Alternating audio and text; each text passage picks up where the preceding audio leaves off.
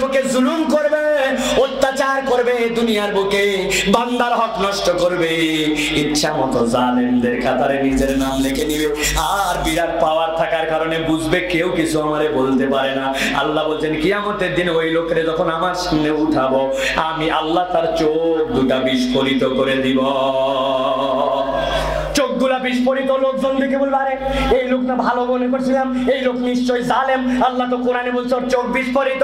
আল্লাহ বলছেন আরো দুইটা অবস্থা হবে, কেবল এইটুকুই নয়, মুতিনা মুকনিরুসিম লা ইয়ারতাদু ইলাইহিম তারফুহুম ওয়া আফিদাতুহুম হাওয়া। আল্লাহ বলছেন সাথে সাথে আল্লাহর একদল ফেরেশতা আছে, তার ঘাড়ের মধ্যে একটা বাড়ি দিবে, দেওয়ার সাথে সাথে মাথাটা উপর দিকে হয়ে যাবে। লা ইয়ারতাদু ইলাইহিম তারফুহুম, ডানে বামে আর তার মাথা ঘুরবে না। আল্লাহ বলছেন 1 নম্বর চোখ বিস্ফোরিত, 2 নম্বর মাথাটা উঁচু, আর 3 নম্বরে আল্লাহ বলছেন তার অন্তরটাতে আল্লাহ হতাশায় হতাশায় জর্জরিত করে দিবে। চিৎকার করে বলেন নাউযুবিল্লাহ। মাথা উপর দিকে, ঘাড় ঘোরে নাই দুইটা, তাও বানা যায়, কিন্তু আফিদাতুহুম হাওয়া মানে কি? আমার নবী বলছেন আল্লাহর কাছে দোয়া করো, আল্লাহুম্মা হাসিবনি হিসাবান ইয়াসীরা, আই রব্বুল আমিন আমার হিসাব সহজ করো। আল্লাহ যদি কাউকে বলেন হিসাব দাও, ওই লোকের কায়দা থাকবে না। আল্লাহ রাব্বুল আলামিন বান্দাদেরকে ডাক দিবেন ওই দিন, যাদের প্রতি আল্লাহ রাব্বুল আমিন দয়া করবেন।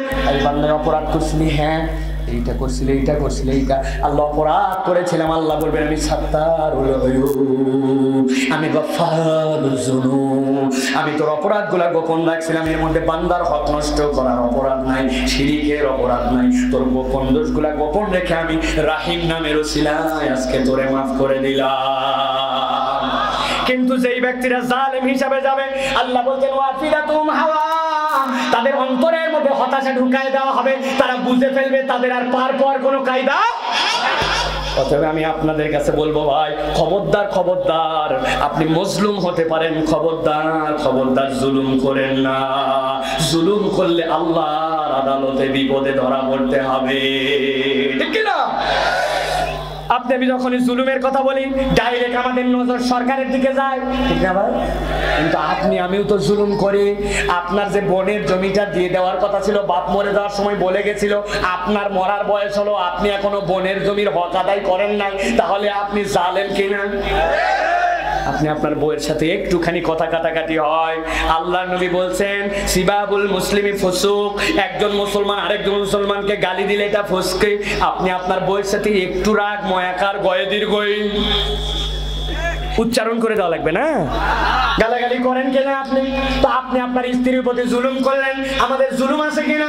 এই জুলুম বাড়তে বাড়তে, তাও এটা তো 1 to 1 এর জুলুম, আল্লাহ জুলুম মাফ করেও দিতে পারেন, কিন্তু যারা রাস্তা বানানোর দায়িত্ব দেওয়া হয়েছিল ও তো মহা জুলুমবাজ। ওরে বলছিল তুই দিবি এই জায়গায় পাথর, ওই দিছে এই জায়গায় খোয়া, ওরে বলছিল তুই দিবি এই জায়গায় বিটুমিন, ওই দিছে কেরোসিন, ওরে বলছে তুই দিবি এই জায়গাতে রড, ও দিছে। আরে কুড়িগ্রামের লোক এখনো বাসে আসেন, কাবারি কাবারি, বহু আগে বাস শেষ। কারে ঠকালো, কারে ঠকালো? জনগণ রে, আল্লাহ রে। নিজেরে নিজেরে আল্লাহরে ঠকান যায় না, জনগণকে ঠকায় আপনি কি করবেন? গভর্নমেন্ট তো দায়িত্ব দিয়েছিল, আপনি নিজেই জুলুম করলেন, আপনি ফাঁকির মধ্যে পড়ে গেলেন। ওই দিন যাওয়ার পরে কিন্তু আপনারে ধরা খাওয়া লাগবে, ঠিক না? কয়দিন আপনি পাওয়ারে ছিলেন, আপনার হিংসা এসে গেছে, তুই বেটা তোরে দেখায় দিব, ওরে আটকাইছে, কইছে তুলছে, কোর্টে চালান দিছে, উকিলরে বলে দিছে, পুলিশে বলে দিছে, এমনকি আইনজীবী জজরে বলে আইনকে প্রভাবিত করে ফেলছে। লোকটারে আপনি ফাঁসাই দিয়ে আপনি তার জালেম বনে গেলেন। দুনিয়ায় কেউ হয়তো কিছু বললো না, কিন্তু কিয়ামতের দিনে প্রতিটা জুলুমের হিসাব পাই টু পাই দেওয়া লাগবে, ঠিক কি না? সাবধান সাবধান। অনেক হুজুর আছেন এই জায়গায়, হেফজোখানা মাদ্রাসায় চাকরি করে, ছাত্র একটা পাইছে, মনে করছে ছাগলের বাচ্চা ওর কাছে আবাদ করতে দিয়ে গেছে, ধোলাই দিতে দিতে আপনি অজ্ঞান করে ফেলেন, মেরে দেন। আপনি কোরআন পড়েন নাই, আল্লাহ কোরআনে বলছেন আর রহমান আল্লামাল কোরআন খলাকাল ইনসান আল্লামাহুল বায়ান ওয়ালিল্লাহি আসমাউল হুসনা। আল্লাহর শত শত নাম, 99টা আল্লাহর নবী হাদিসে বলছেন, আল্লাহর ওই নামের থেকে একটা নামও আসলো না। আল কাহার, আল আজিজ আল কাদির আল্লামাল কোরআন। আল্লাহ বলেন নাই, আল্লাহ বলছেন আর রহমান আল্লামাল কোরআন। যিনি কোরআন শিক্ষা দেন তিনি নিজেকে রহমান বলছেন। আর আপনি রহমানের বান্দা হইয়া যেটা পুরাপুরি মুখস্থ করা ফরজ নাই, একটুখানি কম বেশি হলে একদিন দুদিন পালায় গেলে আপনি তারে জানোয়ারের মতো মারেন, আপনিও জালেম হিসাবে আল্লাহর কাছে উঠবেন। উকিল মুক্তারের কথা বললে আপনার খুব আনন্দ হয়, সরকারের উপরে কথা বললে আপনার ভিতরে জজবা আছে। আপনি আমি নিজে যেরকম জালেম হয়ে আছি পদে পদে, তার খবর নাই, ঠিক না? স্কুলের ডায়েরিতে যাওয়ার সময় লেখেন সকাল 9টায় ঢোকার কথা, লেখছেন 9টা কিন্তু আসছেন 11টা। সকলের মধ্যে সুন্দর সম্পর্ক, বলছে আমি একটু জোহরের পরেই চলে গেলাম। পরের দিন এসে লেখছে বাহির হওয়ার সময় বিকাল 5টা, মাস শেষে বেতন সকাল 9 to 5 বরাবর। আপনি কি ভালো না জালেম? এখন তো পদে পদে আটকাতে পারবো, আমি ধরবো আর আটকাবো। এত বড় বড় দাড়ি বানাইছেন, বাপরে বাপ, বিরাট বড় কথা। ছেলের বিয়ে দেওয়ার সময় ওই পক্ষের লোকেরা এসে বলছিল কি কি লাগবে। হাজী সাহেব মানুষ কি কি লাগবে মানে উনি বলবেন নাকি জামাইদের কাছে বলেন না কিচ্ছু লাগবে না, আমাদের আল্লাহ যথেষ্ট দিছে। শুধু ঢাকাতে যে ফ্ল্যাটে থাকবে, ফ্ল্যাটটা একটু সাজাই গুছাই যদি দেন, একটা টিভি দিয়ে দিবেন, একটা ওভেন দিয়ে দিবেন, একটা খাট পালং দিয়ে দিলেন, একটা বাইক যদি দেন, বিকালবেলা ওই মেয়েকে নিয়ে ওই ঘুরবে, গেলে কি আমাদের দরকার নাকি? এরা বলছে আপনাদের মতো ফ্যামিলির মানুষই হয় না। এই সিস্টেম করে আপনি যৌতুক খান, আছে কিনা? আছে কিনা? আপনি যে বড় দাড়িওয়ালা হয়ে আছেন আর সরকারের জুলুমের বিপক্ষে বললে আপনি তাকবীর তাকবীর দিয়ে ওঠেন, কিন্তু আপনি যে নিজে জালেম এইটার হিসাব কে দিবে, ঠিক কিনা?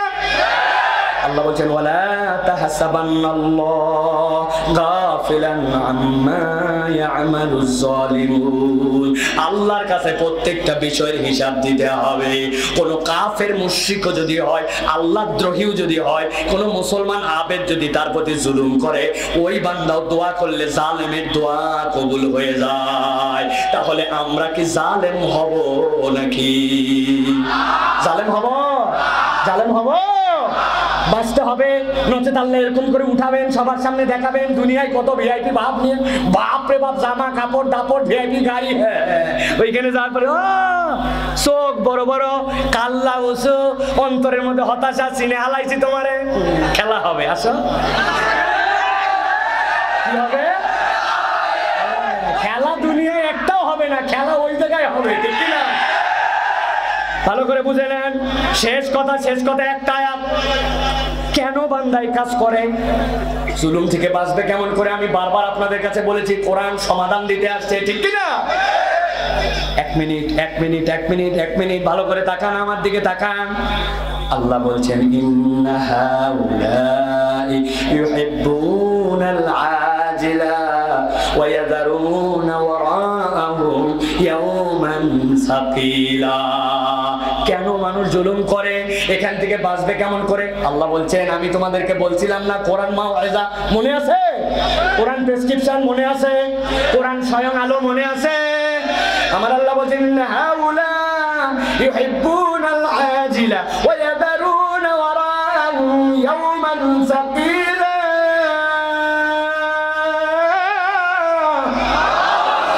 ও দুনিয়ার মানুষ, কোন দোষে দুষ্ট তারা? তাদের দোষ কেবল দুইটা, এই দুইটা কারণে তারা জুলুম করে। আল্লাহ বলছেন 1 নম্বর, দুনিয়ার এমন মোহাব্বত করা করছে, দুনিয়া সারা শেয়ার কিছু চোখে দেখে না। আর পরকালের দিবসটাকে হালকা বানায় ফেলছে।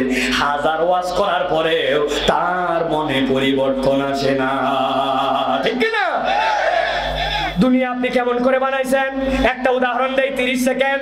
আব্বার কাছে ছোটবেলায় বলছিলাম, আব্বা ঈদের দিন আমার একটা চশমা কিনে দেন। আমাদের এলাকায় খুব পাওয়া যায় এগুলা, বাঁশের মধ্যে এরকম ফ্যার লাগায়, ওর মধ্যে খেলনাওয়ালারা, বেলুনওয়ালারা ফুল, ঘূর্ণি, বালুন, বাঁশি সব ঢুকায়া বিক্রি করেন। বেলুনওয়ালা বুদ্ধি কি করে, সারাদিন যদি ফু ফু করে লাগে তো দম শেষ। ও বাঁশি খুলে উল্টা দিক লাগায়, উল্টা দিকে বেলুন লাগায়, বেলুন এত বড় করে, এরপরে বসে থাকে, আস্তে করে ছেড়ে দেয়।